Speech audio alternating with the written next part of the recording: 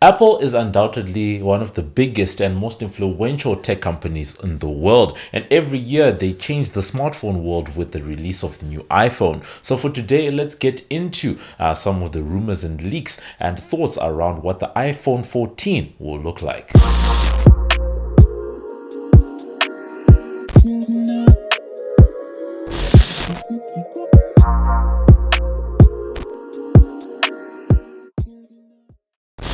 Hey, what up? It's your boy MobbJustice back again with another video, and for today we do get into some thoughts around the upcoming iPhone 14. What is it going to look like? What is it going to have? What is it not going to have? As always, this video is brought to you by the team over at Liyon Media. Head on over to check out some of the crispiest photo, video and audio content. That's www.lionmedia.com. Head on over, check it out and just see what the team can do for you. Now, as we said at the beginning, Apple is undoubtedly one of the biggest and most influential tech companies in the world, particularly in the world of consumer electronics. And when it comes to the iPhone, it's usually looked at as a trailblazing product. We've seen different iterations over time, and for this year we're expecting that there's going to be an iPhone 14, following on from the iPhone 11, 12 and 13 where we are right now. So for today we're going to be getting into some of the top rumors, leaks, and some of the thoughts around what's going to happen there. To get the ball rolling, one of the biggest things we hear about is the discontinuation of the mini form factor.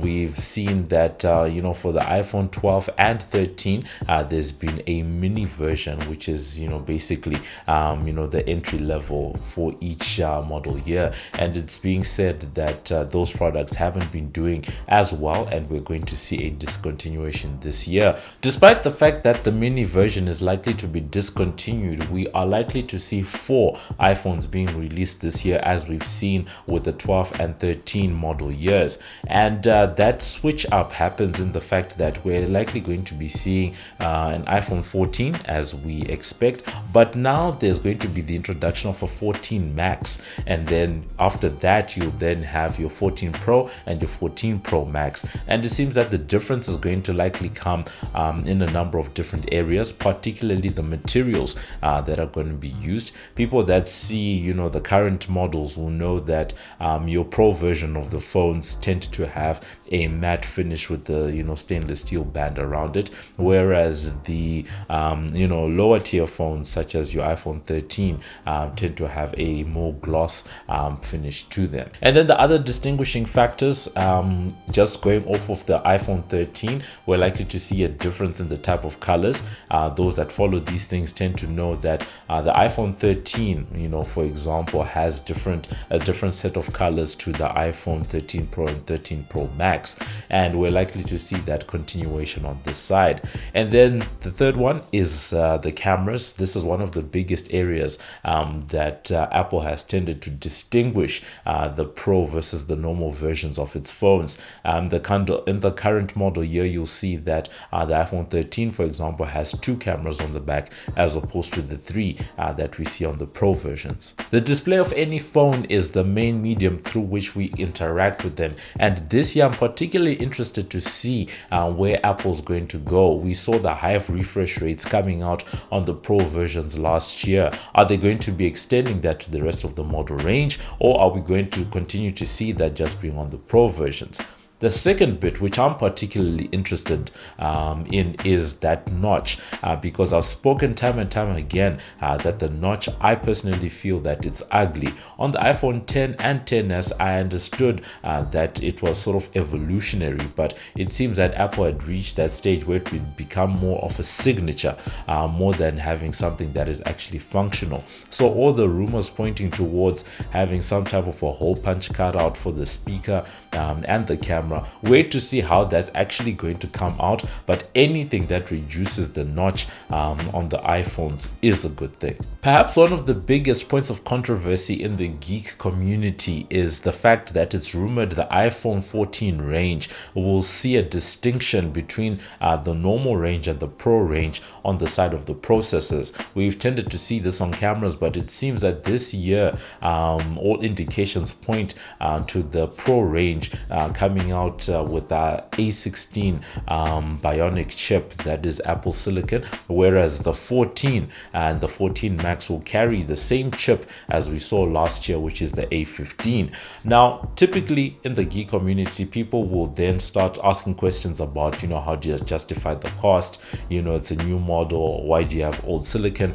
But I personally think that for the normal person on the ground, they really won't notice the difference. This is an iPhone, 6S Plus with a very old, Apple chip inside it, but it still runs fine. Much slower than the current version, but for most, normal people, you don't really see and notice things like that. If I was to give someone an iPhone, 13 Pro Max and an iPhone, and the biggest iPhone from 2 years ago, they would normally not even notice what the difference is. So as much as this might be a big thing in the geek community, for normal consumers, I really don't think it would be that much of an issue. One of the biggest things on everyone's wish list, particularly in the geek community when it comes to iPhones, is the introduction of USB Type-C. For a long time, we've seen iPhones having this, which is a lightning port, which came, through the iPhone 5 and has been with us ever since. But now people want USB Type-C, which has been a staple on Android devices,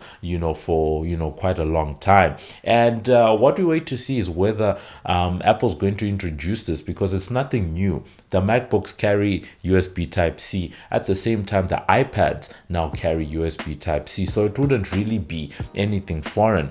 But the amount of money that Apple already makes from all those lightning accessories might be a hindrance, so that's one thing to think about. The second one is the fact that we all know that Apple has been working to reduce ports on the iPhone for a really long time. That started, unfortunately, with the exclusion of the headphone jack, and over the years, especially with the introduction of MagSafe, you can see them slowly trying to get rid of the ports.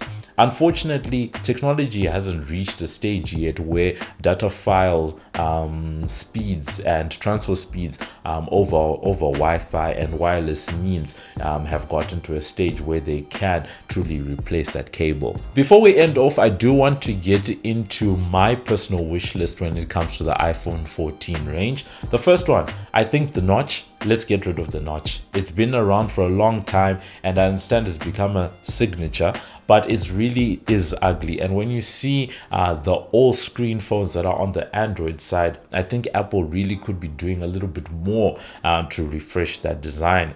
Second one, USB Type-C. I think it would just help in terms of uniformity. There's a case going on right now in the European Union where they're trying to make Apple switch the lightning port over to USB Type-C, and one hopes that's something that can happen before the September/October launch date that we expect. My third and fourth is almost combined. The third one would be, the reintroduction of the headphone jack. Apple has already shown that they aren't always right. They brought back the HDMI as well as, SD card reader on the MacBooks. And one could argue the fact that, those are lower volume products.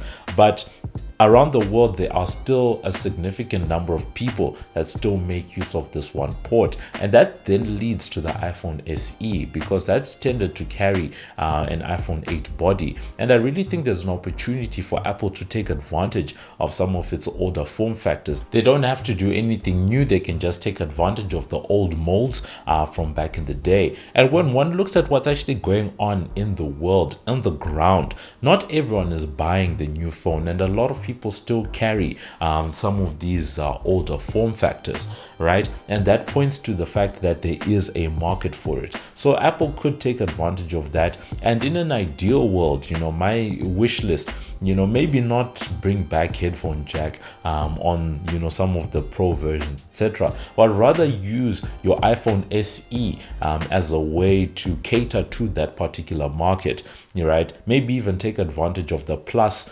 variant of those bodies, because people still do want some of the bigger screens. So maybe having an iPhone SE and SE Plus, that carry that 6S body or that 8 Plus body with a headphone jack, simply because you do see around the world a lot of cars, for example, do not have Bluetooth functionality. A lot of people still have older vehicles, so you still have to use an aux cable. A lot of people still use wired headphones. There is a market for this, but I really do think that there is that opportunity for Apple to use some of the older bodies, put in some of the new internals, and then from there you're able to effectively compete on the Android side of things, because those are some of the things that factor into why people get Android devices over Apple devices in certain instances. And as much as I talk about the iPhone 6, 7, and 8 bodies, which tended to be the same, there's also an opportunity for Apple to take advantage of the iPhone 5S body,